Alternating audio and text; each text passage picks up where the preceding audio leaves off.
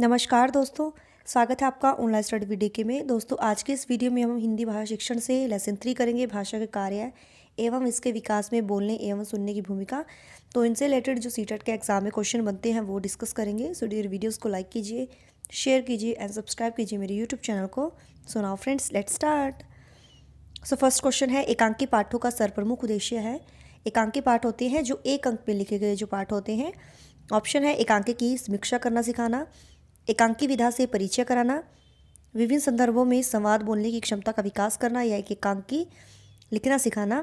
तो डियर जो एकांकी पाठ जो होते हैं उनमें सर्वप्रमुख उद्देश्य होता है कि विभिन्न संदर्भों में, अलग अलग संदर्भों में, रेफरेंस में डायलॉग बोलने की क्षमता का बच्चों में विकास करना। जैसे उनको अलग करैक्टर दे दिया जाता है तो उसके अकॉर्डिंग उनमें डायलॉग बोलने की क्षमता का उनमें विकास करना।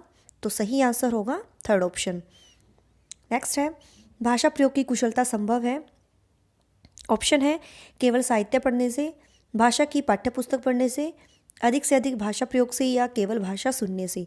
तो भाषा प्रयोग की कुशलता तभी संभव होगी जब आप उसका अधिक से अधिक प्रयोग करोगे।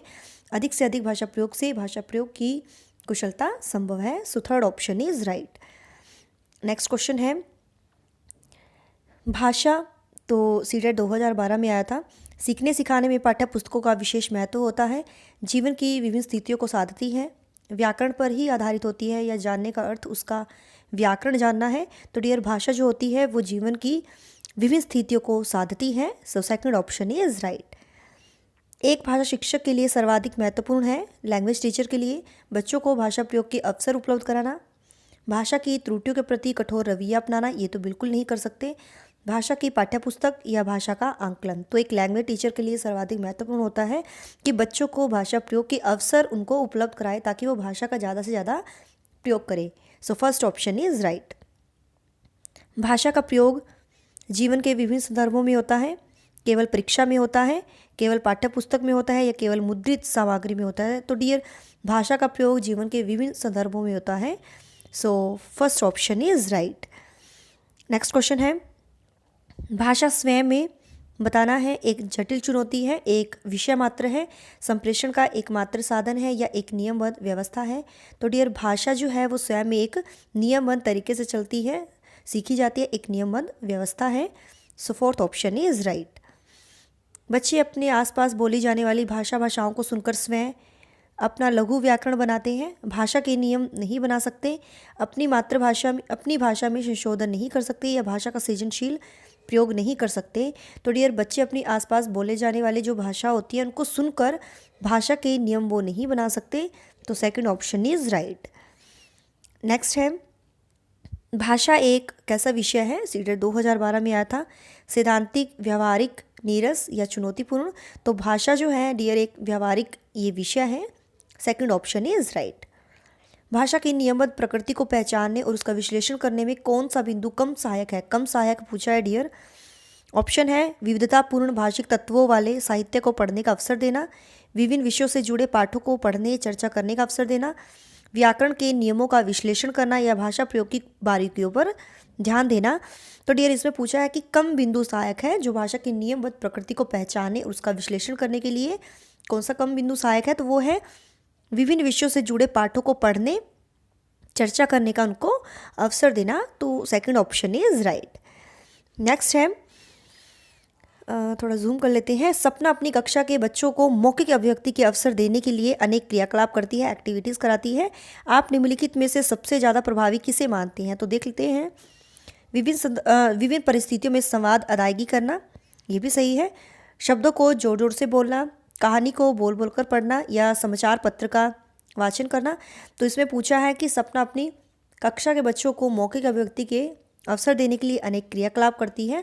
तो उनके लिए सबसे जो इफ़ेक्टिव माना जाता है विभिन्न परिस्थितियों में, डिफरेंट सिचुएशन में उनको डायलॉग अदायगी करना, मीन्स संवाद अदायगी करना, संवाद उनको बोलने के लिए बोलना। ठीक है, तो option first is right. Next है, द्वितीय भाषा के रूप में हिंदी सीखने का मुख्य उद्देश्य है। तो ऑप्शन जो है मानक हिंदी लिखने में निपुणता प्राप्त करना, हिंदी और अपनी मातृभाषा के अंतर को कंठस्थ करना, हिंदी के व्याकरण पर अधिकार प्राप्त करना या दैनिक जीवन में हिंदी में समझने तथा बोलने की क्षमता का विकास करना। तो ये द्वितीय भाषा जो होती है सेकेंड लैंग्वेज के रूप में हिंदी सीखने का प्रमुख जो उद्देश्य होता है वो दैनिक जीवन में डेली लाइफ में हिंदी में समझने तथा बोलने की क्षमता का विकास करना। तो fourth option is right. Next है, माधुरी पढ़ते समय कभी कभी वाक्यों शब्दों की पुनरावृत्ति करती है, इसका यह भाषाई व्यवहार दर्शाता है। ये क्विज का क्वेश्चन है जिसका आंसर आपको करना है। ठीक है, वह समझ के साथ पढ़ने की कोशिश कर रही है, वह अटक अटक कर ही पढ़ती है, उसे पढ़ना बिल्कुल नहीं आता या उसे वह पढ़ने में ज़्यादा समय लेती है। तो इसका आंसर आपको करना होगा। ठीक है, नेक्स्ट है, निम्नलिखित में से किस उद्देश्य के लिए प्राथमिक स्तर पर भाषा नहीं सीखी जाती। ऑप्शन है जीवन की विभिन्न स्थितियों को साधना, भाषा का व्याकरण सीखना, मन की बात कहना सुनना या अपनी अनेक ज़रूरतों को पूरा करना। तो भाषा नहीं सीखी जाती प्राइमरी स्तर पर किस उद्देश्य के लिए। तो सही आंसर जो होगा जीवन की विभिन्न स्थितियों को साधना। तो first option is right. Next है, भाषा की प्रकृति के संबंध में कौन सा कथन उचित नहीं है। तो इसका आंसर हमें बताना है। ऑप्शन देख लीजिए। फर्स्ट जो ऑप्शन है, भाषा कठोरता से व्याकरणिक नियमों का अनुसरण करती है, भाषाएं एक दूसरे के सानिध्य में फलती फूलती हैं, भाषा एक नियमबद्ध व्यवस्था है, या भाषा का जितना अधिक प्रयोग किया जाएगा उतनी ही भाषा पर पकड़ मजबूत होती जाएगी। तो जो कथन उचित नहीं है वो बताना है भाषा की प्रकृति के बारे में। तो डियर, भाषा कठोरता से व्याकरणिक नियमों का अनुसरण करती है, ये बिल्कुल गलत है। तो first option is right. Tamil भाषी सुहेल प्राय भजन को भजन कहता है, भाषा के शिक्षक के रूप में आप क्या करोगे। सुहेल को उसकी त्रुटि के लिए डांटेंगे, तमिल और हिंदी भाषा का तुलनात्मक अध्ययन करते हुए महाप्राण ध्वनियों से युक्त भाषिक सामग्री का प्रयोग करेंगे, सुहेल को बताएंगे कि सही शब्द भजन है या भजन शब्द का बार बार उच्चारण करवाएंगे। तो डियर, तमिल भाषी जो सुहेल है वो भजन को होता है, तो उसको बताएंगे, आप उनको कंपैरिजन करके बताओगे कि तमिल में उसको क्या बोलती है और हिंदी भाषा में क्या। तो तुलनात्मक अध्ययन करते हुए उन ध्वनियों का भाषिक सामग्री का प्रयोग करोगे। ठीक है, ताकि उसको पता चले। तो second option is right. Next है, भाषा का प्राथमिक रूप है। तो भाषा का जो प्राथमिक रूप माना जाता है सांकेतिक, व्याकरणिक, लिखित या मौखिक। तो भाषा का जो प्राथमिक रूप होता है वो डियर सांकेतिक होता है। First option is right.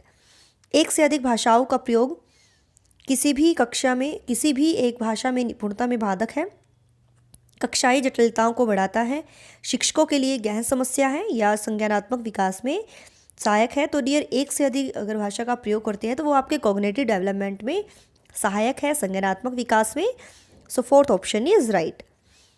दृष्टिबाधित बच्चों को भाषा सिखाते समय अधिक से अधिक मौखिक भाषा का प्रयोग करना चाहिए, उन्हें कक्षा में अलग बिठाना चाहिए, उन्हें विभिन्न भाषिक गतिविधियों में शामिल नहीं करना चाहिए या कम पाठों वाली पाठ्यपुस्तक का निर्माण करना चाहिए।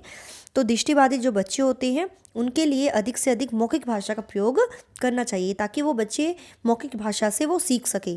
ठीक है, दृष्टिबाधित बच्चे हैं तो अगर आप मौखिक भाषा का यूज़ करोगे तो वो सीख जाएंगे। सो इसका जो सही आंसर होगा first option.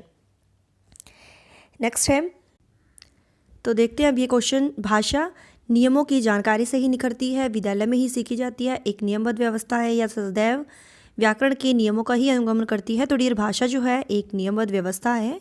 Third option is right.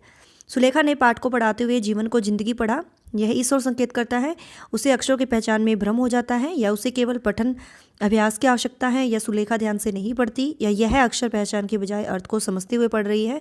तो उसने पाठ को पढ़ाते हुए जीवन को जिंदगी पढ़ा, तो उसने अक्षर पहचान के बजाय मीन्स अर्थ को समझते हुए पढ़ा है। So fourth option is right. Next है राधिका, यहाँ राधिका आएगा। अक्सर लड़का को लक्का या कमाई होने लगी को कमाई होगी लिखना जैसी गलतियाँ कर बैठती हैं, यह किस ओर संकेत करता है। ऑप्शन है राधिका ध्यान से नहीं लिखती, उसके लेखन के स्तर में सुधार की आवश्यकता है, राधिका को मात्राओं का ज्ञान नहीं है, या राधिका के विचारों की तेज गति के साथ उसकी लेखनी नहीं चल पाती। तो इम्बैलेंस हो जाता है। तो राधिका के जो विचार है उनकी तेज गति के साथ उसकी जो लेखनी है जो लिख रही है उसके साथ बैलेंस नहीं रख पाती। सो फोर्थ ऑप्शन इज राइट। अगला है एल एस वाइगोत्स्की के अनुसार, जिन्होंने सोशल डेवलपमेंट थ्योरी दी थी, भाषा चिंतन को निर्धारित करती है, चिंतन भाषा को निर्धारित करता है, या भाषा एवं चिंतन एक दूसरे से स्वतंत्र रूप से विकसित होते हैं, या भाषा एक अर्जित योग्यता है। तो एल.एस. वाइगोत्स्की के अनुसार कहा था कि जो भाषा और चिंतन है वो एक दूसरे से स्वतंत्र रूप से विकसित होते हैं। So third option is right. Next जो क्वेश्चन है ये है, भाषा की कक्षा का माहौल कैसा होना चाहिए। तो कैसा होना चाहिए डियर, जहाँ बच्चों को उनकी बात कहने और सुनने के अधिकाधिक अवसर मिले। तो फर्स्ट ऑप्शन ही सही होगा डियर। अवसर जो होता है वो इम्पोर्टेंट होता है। तो भाषा की कक्षा में ऐसा माहौल क्रिएट होना चाहिए जहाँ वो अधिक से अधिक बात कहने के और उनको सुनने के अवसर मिले। So first option is right. भाषा की प्रकृति के संबंध में निम्नलिखित में से कौन सा कथन सत्य नहीं है। ऑप्शन है, भाषा का विचारों से गहरा संबंध है, भाषा में केवल भाषा वैज्ञानिकों द्वारा स्वीकृत ध्वन्यात्मक संकेतों का प्रयोग होता है, भाषा पैतृक संपत्ति ना होकर अर्जित संपत्ति है, या भाषा का अर्जन अनुकरण द्वारा होता है।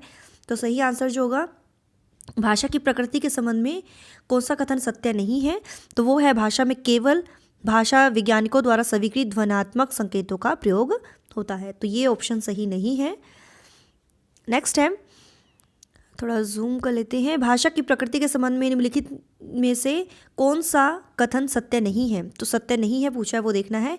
प्रत्येक भाषा की अपनी अलग से एक संरचना होती है। तो ये तो सही है, सबकी अलग अलग संरचना होती है। भाषा संस्कृति और सभ्यता से जुड़ी हुई होती है, ये भी सही है। भाषा सरलता से कठिनता की ओर जाती है, या भाषा संश्लेषणात्मक से विश्लेषणात्मक की ओर जाती है। तो सही आंसर इसका जो होगा वो तो है ही, लेकिन ये जो है भाषा सरलता से कठिनता की ओर जाती है, ये कथन सत्य नहीं है। So third option is right.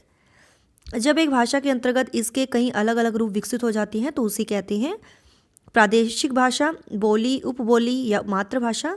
तो वो डियर आपकी कहलाती है। इसका सही जो आंसर होगा वो है बोली। ठीक है, सेकंड ऑप्शन इज राइट।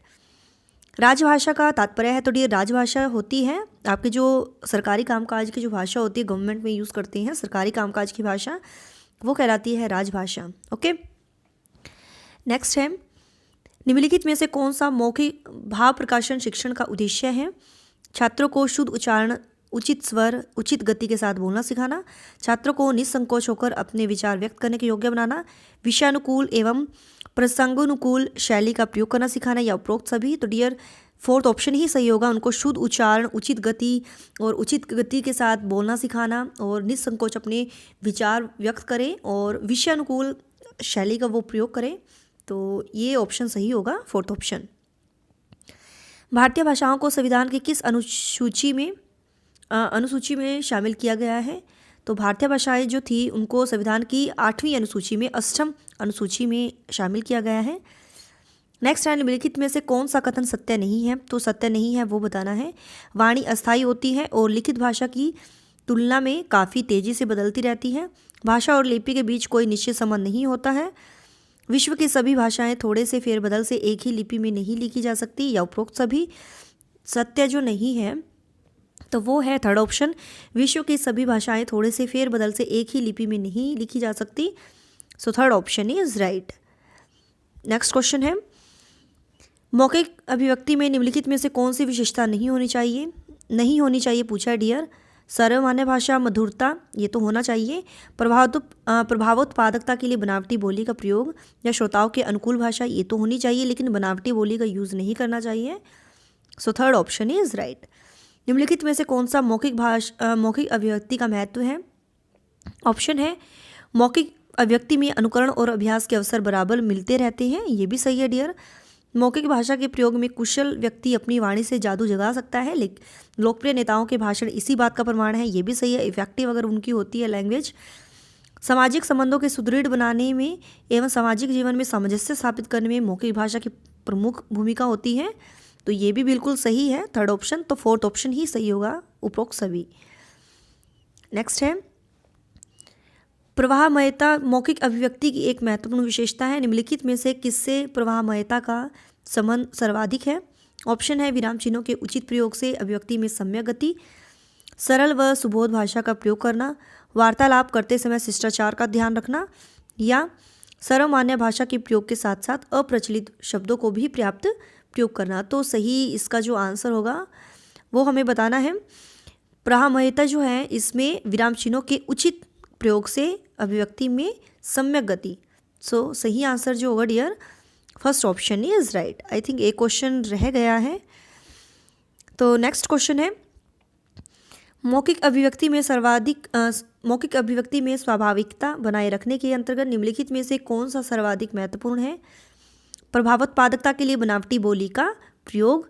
तो डियर बताना है सरल एवं सहज भाषा का प्रयोग, अत्यधिक विविधतापूर्ण भाषा का प्रयोग ताकि सामान्य लोग इसे नहीं समझ सके, या उपरोक्त सभी।